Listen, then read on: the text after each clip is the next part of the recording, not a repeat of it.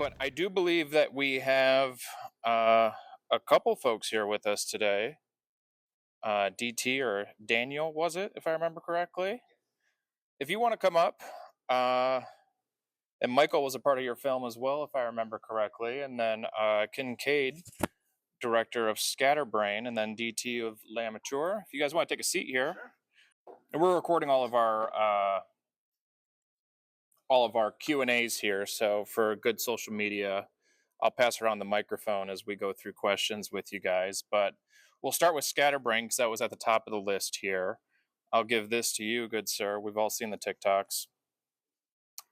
So Scatterbrain explores kind of like paranoia and self-doubt.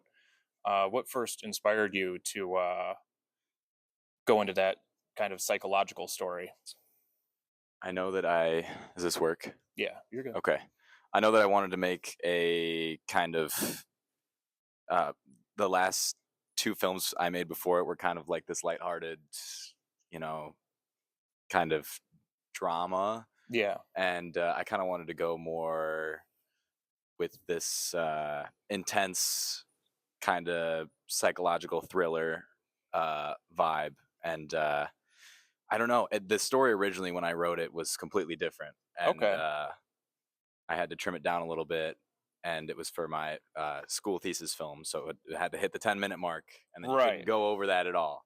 So, yeah, I was, at least from a personal standpoint, Yeah. I would struggle a lot with making the perfect thing and being so focused on making the perfect thing and proving myself to other people that it kind of destroyed me sometimes. Yeah, and that's kind of how I viewed this. I still can't believe I'm running a film festival almost a decade in here, right? It was like, do I know how to do this? Yes. So yeah, you said this was a part of a student project with the Motion Picture Institute that's down in like Troy, right? Correct. What did you feel like you learned from that experience, or what did it teach you working with real production constraints? I think as a director, it's just, you really got to be a leader, and you really got to, I learned how to kind of, for lack of a better term, direct people. Yeah, and right. There's a reason there's a name for it, right? Right. When you have a crew of like 12 people, and it's kind of hard to get everybody on the same page, you got to take a lot of different measures. And I never worked with a crew that size before. Right. So that was probably the biggest thing I learned, was having patience with that and communicating properly my idea to 12, 13 people all at once. It was a lot, but I'm very grateful for doing that project, and that was probably the biggest thing I learned. Yeah, I feel like there's a good balancing act with filmmaking because it is such a collaborative process. But when you don't have a director that's like definitive or sure of themselves and making decisions, it's like this whole thing can just unravel so quickly. So it's always good to at least, have that vision in your mind. Oh yeah. Take input because it is collaborative, but like there has to be a through line through the whole project, right? Yep. Right. So Levi, the character in your film, seems to struggle. It blurs a line between like the imagination and reality. Mm-hmm. How are you expecting or intending the audience to feel? Like confused, sympathetic, or I would say unsettled. That seems like a good one, yeah.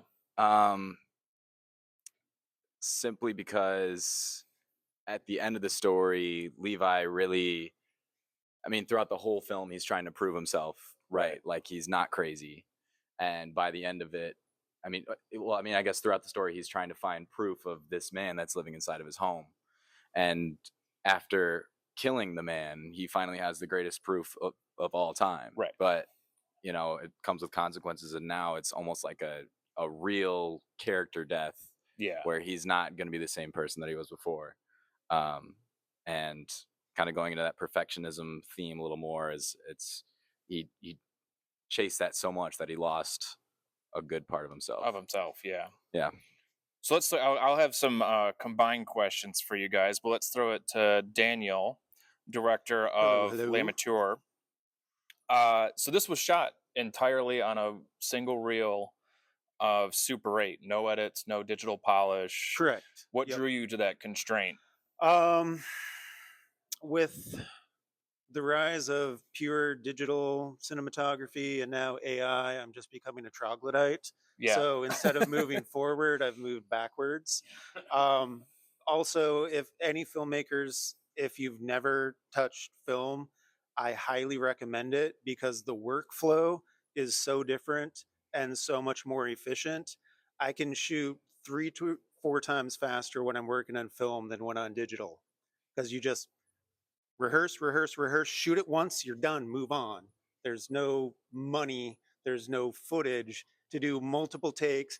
You're not reviewing after every take and then doing Right. another. You're not wasting your time recording all of the rehearsals of a shot. You wait until you have it, you shoot it, you move on.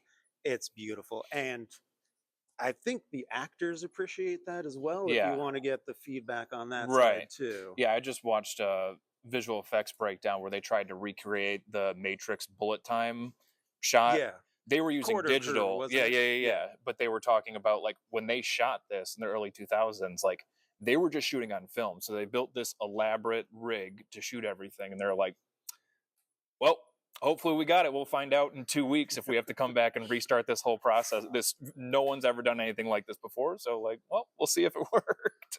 It's like that's terrifying when you're so used to like getting that instant like, did we get it? Honestly, waiting for the footage to come back is one of the most wonderful parts of the process because it's completely out of your hands. Right, Like you don't know. The only person who has any idea is a person looking through the camera, and even they don't know, which in this case is me, what it's actually going to look like until it comes back. And it's just there's freedom to taking time off, especially in the context of a competition right. where normally you're just go, go, go constantly. It's like we shot and then we had nothing to do for a week.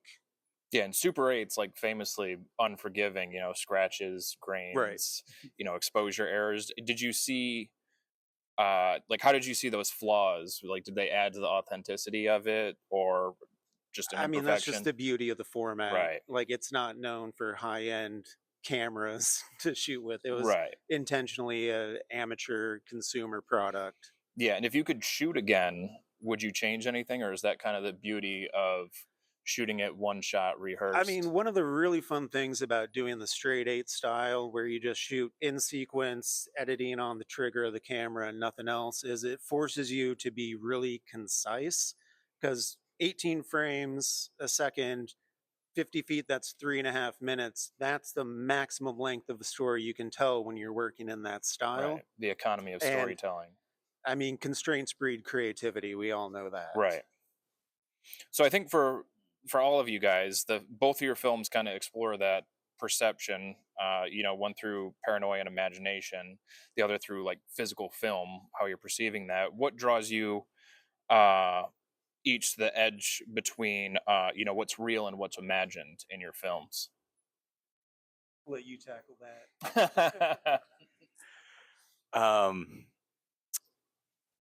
I think my goal was to kind of leave it ambiguous to the audience. I Yeah. know I interpret the story as all of it is real, Hmm. and the purpose it's just a really scary situation Right. with this psychopaths stalking this poor guy. Right. And I thought that was more interesting than it all being in his head because I feel like that's been done before. Yeah. And I really wanted to focus on uh, all the others character, like the landlord and the therapist's reaction to this, and the kind of back and forth between Levi and the therapist and the uh, uh, landlord. So I would say nothing's imaginary. That's how I would answer that. Objectively real. Yeah, yeah. Do you think that both your guys' limitations, whether it's the 50-foot reel or the student project deadline, actually make art stronger? I know you spoke a little bit about that. I mean, you're going to face either a literal limitation or some other kind whenever you're doing a project. Not enough money, not enough time. There's always going to be something. And that's just what we do as filmmakers is find ways around that. Yeah, I know I've fallen victim to having a project sit on the back Yeah. burner where I'm just like, I need to go and tweak that again, or nothing's ever perfect. And Yeah, don't ask about the feature y- film I shot in the pandemic that I still haven't finished post on. yeah, That's a horror story. I feel that. I feel like we should maybe get Michael in on Yeah. this here. Thank you, sir. What role? Because you're also a filmmaker yourself, not Yeah. just a beautiful actor. But what role does Thank you.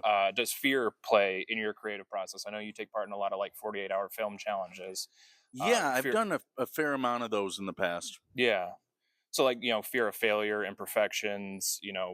What that might reveal being under those constraints of fear. I mean, when it comes to competition festivals, I kind of have the same feeling that Dan does. Is those kind of limitations breed creativity, and I don't go back and look at my previous work and nitpick it. Right. I really don't, especially the competition ones, because it's such a finite time that you have to make this project using elements, common elements that all the teams have to use, whatever your genre is. And then you have, sometimes for the fortnight, you have 2 weeks. For a 48.5, you have 48 hours to make the damn thing. So I just allow them to be what they are, take everybody's creativity. I have a really tight, different group of people that I like to work with. But when all of us are sitting there kind of writing the idea together, I'm the director. So I'm taking ideas that are given to me and then really formulating a story around that. And then we don't have the time to spend writing it out. Right. So we really focus on getting it filmed, getting enough time in post to get it finished. And then finally, for all you guys, I guess, what keeps you coming back to filmmaking despite the frustrations, doubts, demands, masochism? The opportunity to watch your work with an audience, that's the best thing. It's the most fulfilling after, there could be a lot of solitary hours of this. And here's a horror story, something terrifying about the film that we made. Mm-hmm. We shot it on reversal film. So we have the actual 50-foot projectable reel of the film. Oh. And that is the body of the film. There's only one that will ever exist. And if anything happens to that, the film is literally dead and gone. It cannot be replaced, reproduced. Yeah. So that can be scary for sure. I would say filmmaking is like the closest thing to magic for me. Yeah. Like real life magic. I love the emotions I feel watching a movie. I love how people can have different reactions to a story. And it's so beautiful that anyone can do it. Like it doesn't have to be anything crazy. If there's a story you want to tell, you can do it. Doesn't matter if you have 20 people on your crew or 3. Yeah. And I have so many ideas and stories that I want to get out there, and I hopefully inspire people. So I would say that's why I keep filmmaking. Cool. Well, I appreciate you guys all coming out here. Hopefully you stick around. We need a final thought. No, okay. I was going to say just the same thing that you were saying is it is the closest to magic that you get. And I have times where people ask me, well, as a filmmaker, do you blah, blah, blah, or as a director or an actor, do you? And I always say I'm a magician. When it comes down to it is I'm taking something that I feel if somebody else had all those same elements, they wouldn't do the same thing that I did. Right. So, and you like to entertain and like Dan said, see it with an audience and hopefully they're entertained. Because the friends we made along the way. Yes, Right, yes, exactly. yes. So thank you guys all so much for coming out. We'll be around. The next show starts probably in 12 minutes if my mental clock is doing well.